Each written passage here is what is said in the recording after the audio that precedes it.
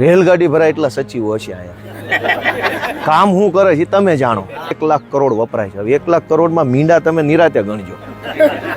ફૂલ ફેસિલિટીમાં જીવવાનું તમારા પ્રતાપે છે અને એના દિમાગના આઈડિયાથી તે આખી બધી પ્રણાલિકાઓ બની છે. એ અવળું ભરી ગયા એ કે આમાં તમારે સામે મારે જોવું જ નથી કે હવે કહેજો બધા ગામમાં જઈને લોકોને ગાંધીજી જેવા ગાંધીજીએ મોઢું ફેરવી લીધું છે. વિસાવદરના ધારાસભ્ય ગોપાલ ઇટાલિયા કે જે હંમેશા પોતાની તળપદી ભાષાને લીધે ચર્ચામાં જ રહેતા હોય છે. તળપદી ભાષાની અંદર તે હંમેશા નેતાઓ છે કે તે નેતાઓ પર કટાક્ષ મારતા હોય છે, નેતાઓને આડે હાથે લેતા હોય છે. ત્યારે આજે ફરી એકવાર આખા વિધાનસભા ગૃહમાં જે વિસાવદર વિધાનસભા મત વિસ્તાર છે તે મત વિસ્તારના લોકો જ્યારે વિધાનસભા ગૃહ ત્યાં ચાલતી કામગીરી જોવા માટે આવ્યા હતા ત્યારે વિધાનસભાની સીડીઓ પર બેસાડીને તેમને આખા વિધાનસભા વિશે સમજાવવામાં આવ્યા. તળપદી ભાષામાં કેવી રીતે તે સમજાવી રહ્યા છે તે આખી વિગતવાર ચર્ચા કરીશું. નમસ્કાર, લલકાર ન્યૂઝ સાથે હું મયુર મેવાડા.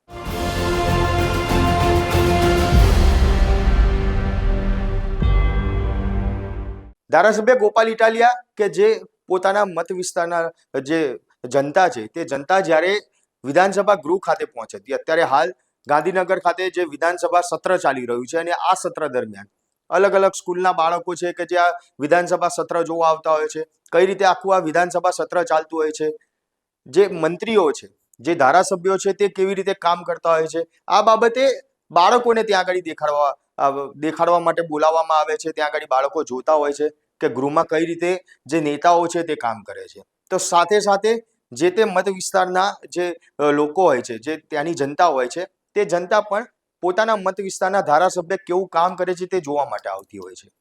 10 તારીખે જે વિસાવદર વિધાનસભાનો મત વિસ્તાર છે ત્યાંની જે જનતા છે તે જનતા ત્યાં વિધાનસભા ગૃહ ખાતે પહોંચી હતી અને એ વિધાનસભા ગૃહમાં જ્યારે રિસેસનો સમય થયો તે સમય દરમિયાન જેટલા બી ત્યાંના સ્થાનિક લોકો આવ્યા હતા તે લોકોને ગોપાલ ઇટાલિયા દ્વારા જે વિધાનસભાનો જે સીડીઓનો ભાગ છે ત્યાં બેસાડીને તળપદી ભાષામાં આખી વિધાનસભા વિશે સમજાવવામાં આવ્યા કે ભાઈ આ બાજુ મુખ્યમંત્રી છે તેમની ઓફિસ છે, આ સચિવોની ઓફિસ છે, તેમ કહીને તળપદી ભાષામાં ગોપાલ ઇટાલિયા કઈ રીતે વાત કરી રહ્યા છે, કઈ રીતે કટાક્ષ મારી રહ્યા છે, ચાહે સચિવ હોય કે મંત્રી હોય, આ તમામ લોકોને કેવા કટાક્ષ મારે છે તે સાંભળીએ. હવે પહેલા તો તમારા બધાનું સ્વાગત છે કે તમે બધા આટલો સમય કાઢીને અહીં આવ્યા. બધાને પ્રણામ, બધાનું સ્વાગત છે.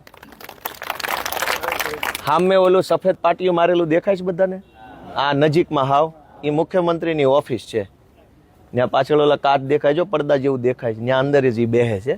બહુ મોટી ઓફિસ છે, એમાં બધા મંત્રી બેહે. આખું નાનું બિલ્ડિંગ છે ને એમાં, અને આમાંય થોડાક બેહે. આનકોરે નાનું બિલ્ડિંગ છે, પછી આ મોટું છે બે બાજુ. મોટામાં બધા સચિવ બેહે, તમામ પ્રકારના સચિવો હોય. એક આખું આમ રેલગાડી ભરાય એટલા સચિવો હશે અહીંયા. કામ શું કરે છે તમે જાણો. આપણે વખાણ કરવી ભૂંડા લાગવી, પબ્લિક જ એના વખાણ કરે કે શું કામ કરે છે. આવા 14 બિલ્ડિંગો છે. આ દેખાય ને, જો આની અંદર 12 લખેલા છે. આવડું આ લગભગ 5 નંબર કે 4 નંબરનું. આવા 14 બિલ્ડિંગો ચારો તરફ છે. હજારો માણસો કામ કરે છે. કરોડો રૂપિયાનો પગાર છે. 1 લાખ કરોડ રૂપિયાનો પગાર. ખાલી પગારમાં 1 લાખ કરોડ વપરાય છે. હવે 1 લાખ કરોડમાં મીંડા તમે નિરાતે ગણજો. ગુજરાતની જનતા જે પૈસા ચૂકવે છે ટેક્સ પેટે, એમાંથી 1 લાખ કરોડ રૂપિયાનો તો ખાલી સરકારી માણસને પગાર જ વયો જાય કામ કરવાનો. હવે શું કરે છે ને કોની હાટો કરે છે એ તમે નિર્ણય લેજો આવતી ચૂંટણીએ. આવડી મોટી બિલ્ડિંગો, એસી, ગાડીઓ, ફૂલ સુવિધામાં તમને એમ લાગે કે આ વિદેશ જ છે. અહીં તમે જોવો છે ક્યાંય ધૂળે નહીં જોવા મળે, માખીઓ જોવા નહીં મળે, ગંદકી નહીં હોય, ટ્રાફિક નહીં હોય. ફૂલ ફેસિલિટીમાં જીવવાનું તમારા પ્રતાપે છે. અને એટલે જ હેઠે ઉતરવા તૈયાર નથી. હવે ખંભે બેસી ગયા છે. એટલે તમે આ બધું જોવો તો તમને ખબર પડે કે મત નકરા લઈ જાય પછી અહીં શું કરે તો કે મજા. કામ કરતા હોય તો હેઠે નો આવું થઈ ગયું હોય, કેમ અહીંયા જ આવું છે. ધારાસભ્ય ગોપાલ ઇટાલિયાએ જે વિઠ્ઠલભાઈ પટેલ ભવન જે વિધાનસભા આખી બનાવવામાં આવી છે અને જેમના નામથી બનાવવામાં આવી છે તે કઈ રીતે નામ પડ્યું તે બાબતે પણ માહિતગાર છે તે કરવામાં આવ્યા હતા. ત્યાંના જે સ્થાનિક લોકો આવ્યા હતા તેમને કહેવામાં આવ્યું કે ભાઈ વિઠ્ઠલભાઈ પટેલ કે જે સરદાર પટેલ છે તેમના સગા મોટા ભાઈ છે અને તે પોતે એટલા બુદ્ધિશાળી હતા. એ સમયની વાત છે ત્યારે એટલા બુદ્ધિશાળી હતા કે આ વિધાનસભા આખી જે વાત કરવામાં આવી એ વાત લોકસભા વખતની વાત છે. ત્યારે લોકસભા બનાવવામાં આવી તે અંગ્રેજો વખતના સમયની આ વાત છે.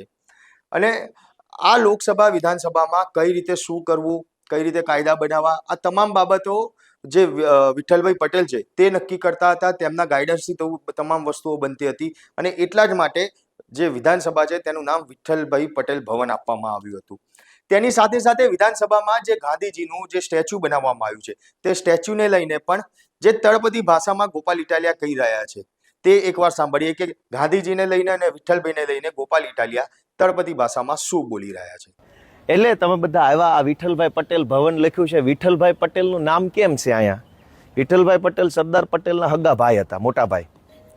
અને સંસદીય પ્રક્રિયાઓ જે છે, લોકસભા કેમ ચાલે, વિધાનસભા કેમ ચાલે, એના જે નિયમો છે, એના દેશના બહુ સૌથી બુદ્ધિશાળી માણસ એ જમાનામાં એ હતા. અને અંગ્રેજોએ વિધાનસભા બનાવી હતી, સેન્ટ્રલ લેજિસ્લેટિવ એસેમ્બલી, કેન્દ્રીય વિધાનસભા હતી દિલ્હીમાં. એનું અત્યારે દિલ્હી સરકાર જ્યાં બેસે છે એ બિલ્ડિંગ અંગ્રેજોએ બનાવ્યું.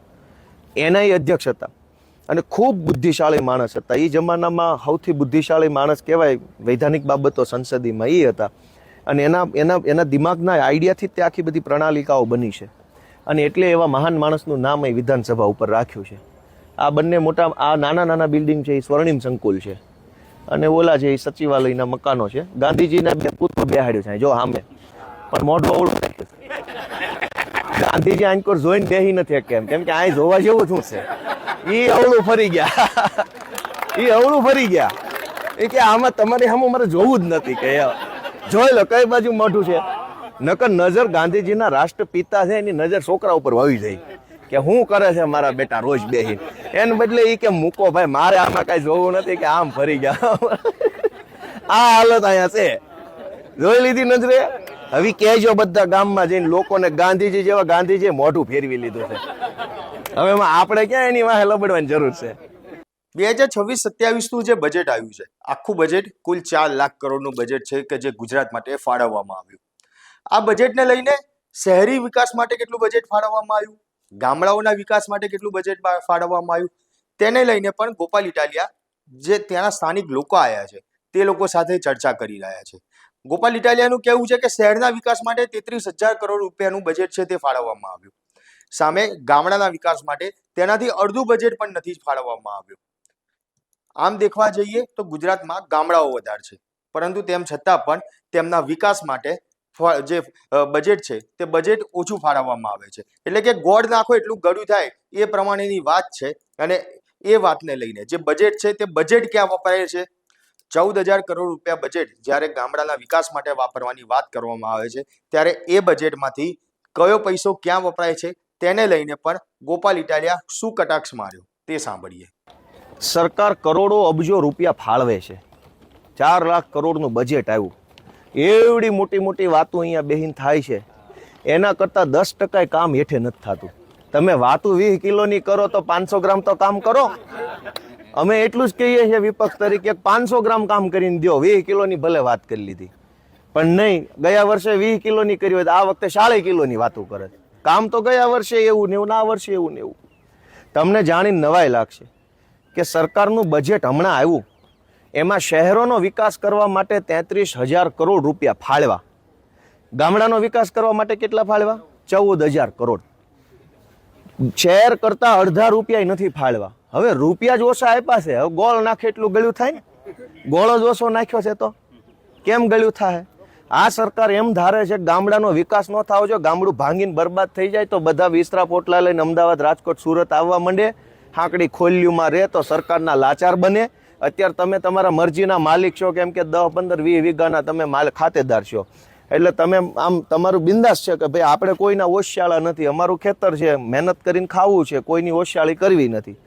તમને ઓશિયાળા બનાવવા હાટું થઈ ખેતીનો વિકાસ ન થાય, ગામડાનો વિકાસ ન થાય, એટલે અહીંથી પૈસા જ ઓછા ફાળવા છે. 50% કરતાંય ઓછા છે, અડધો અડધ નથી. ગુજરાતમાં ગામડા જાજા કે શહેરો જાજા? તો પૈસા જાજા ક્યાં ફાળવવા જોઈએ? હવે પૈસા ફાળવા જ નથી, એટલે ગામડામાં રોડ નહીં બને, દવાખાનામાં ડોક્ટર નહીં આવે, શાળામાં શિક્ષક નહીં આવે, બસ નહીં આવે, નાળા નહીં થાય, પૂર સંરક્ષણ દિવાલું નહીં થાય, ખેતરના કેળા નહીં, કેમ કે પૈસા જ નથી આપ્યા. તમે કહેવો ધારાસભ્યોને, જે તે વિસ્તારના લોકો ભાજપનો હશે કોઈ વતાવશે ને મૂકો ને એનું ક્યાં મોઢું વતાવવું. કોઈ મારી જેવો વિપક્ષનો હશે 4 ફોન કરશો લાગણીથી, તમને એમ લાગે કઈ એકાય એવો જવાન છે, પણ તમને એ ખબર છે કે રૂપિયા જ નથી આપ્યા. કામ કેમ થાય? 14,000 કરોડ રૂપિયામાંથી તે અડધ રૂપિયા પગારમાં વયા જાય, સરકારી પગારમાં, અને બાકીના જાહેરાતમાં. કાંઈક વધે તો તમારું, ન વધે જય ભોળાનાથ. આ પરિસ્થિતિ ગુજરાતની તમે નજરે જોઈ શકો. સાંભળો ઘડીક, તમે નજરે જોઈ શકો કે ભાઈ તમે વર્ષોથી મત આપ કરો છો, પણ થાય શું અહીંયા? એટલે મેં તમારા બધાના આશીર્વાદથી આ બધું છે, નકર અહીંયા અમને કોઈ ગરવાય ન દે. નીકળો એમ જ કે સીધા, જ્યાં હોય ને બધે ઊભા છે, નહીં ઘૂસવા દેવા માટે. સામાન્ય માણસ જોઈએ જ નહીં, આ વીઆઈપી હોય તો ચાલે. પણ તમારા હાથમાં તાકાત છે, તમે જેનું બટન દબાવો ની માણા આમ ઠપ ઠપ ઠપ કરતો વયો જાય, કોઈ રોકી ન શકે. અહીંયા અંદરે વયો જાય ને બારી આવી શકે. ત્યારે જે પ્રમાણે તળપદી ભાષામાં ગોપાલ ઇટાલિયા, જે ત્યાંના વિસાવદરના સ્થાનિક લોકો આવ્યા હતા, સ્થાનિક જનતા જે આવી હતી, અને તેમને વિધાનસભાની બાબતે જે માહિતગાર કર્યા, ક્યાંક કટાક્ષ મારવામાં આવ્યો છે, અને સાથે તેવું પણ કહેવામાં આવ્યું કે આગામી સમયમાં હવે ચૂંટણીઓ છે તે આવી રહી છે, 2027માં ચૂંટણીઓ આવશે.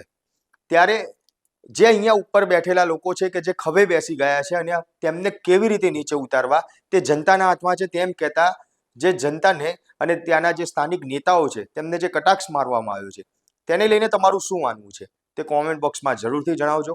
સાથે જ અમારા આ વિડીયોને લાઇક, શેર અને ચેનલને સબસ્ક્રાઇબ કરવાનું ભૂલશો નહીં. આભાર.